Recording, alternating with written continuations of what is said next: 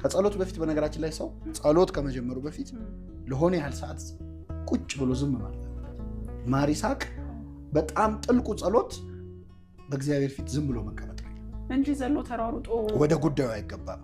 መጀመሪያ አንተና እግዚአብሔር ብቻችሁን ጸጥ በሉ እስቲ። እሱ ራሱ በጣም ጥልቅ ጸሎት ልብን ለሚሰማ አምላክ። ሙሴ እኮ በጣም ጨንቆት ይገርምሻል። በግራ እስራኤላውያን ኧረ ልንሞት ነው እያሉ ይጮሃል። በቀኙ የፈርዖን ሰራዊት እየበረረ እየመጣ አቧራ እያቦነነ ህዝቡ ይጮሃል፣ ፈርዖን ይጋልባል። በቃ ግራ ገብቶት ዝም ብሎ ጸጥ አለ። ጸጥ ሲል እግዚአብሔር ምን እንዳለው ታውቂያለሽ? ለምን ትጮህብኛለህ? ምንም አላለም ሙሴ። ከህዝቡ ጩኸት በላይ የሙሴ ዝምታ ተሰምቶ አንዳንዴ ስፒችለስ የምትሆኝበት ነገር አለ አይደለ? በቃ መተሽ እግዚአብሔር ፊት ቁጭ ስትይ ያ ዝምታ ራሱ ይተካል። በዝምታ ውስጥም እግዚአብሔር ነበር አይደል? በጩኸት ውስጥ አልነበረም ይላል እኮ። በዝምታ ውስጥ ግን አለ ክርስቶስ።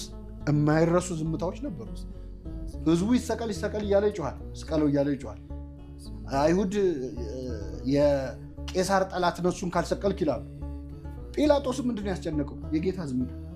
ከነሱ ጩኸት የክርስቶስ ዝምታ ረብሾናል። ስለዚህ ከንግግር የሚሻሉ ዝምታዎች አሉ፣ ሰላሞች አሉ እና በጣም ብዙ ከዛ የተሻሉ መንፈሳዊ አሮማቲክ ቴራፒ ምናምን እያሉ ሰንደል ምናምን እኛ ጣና አላረ እንደኛ ጋር እስቲ ናና ዲፕሬሽን ውስጥ ካለ ኪዳን አድርስ እስቲ ናና ኪዳን አድርስ የትም ድረስ ይባላል።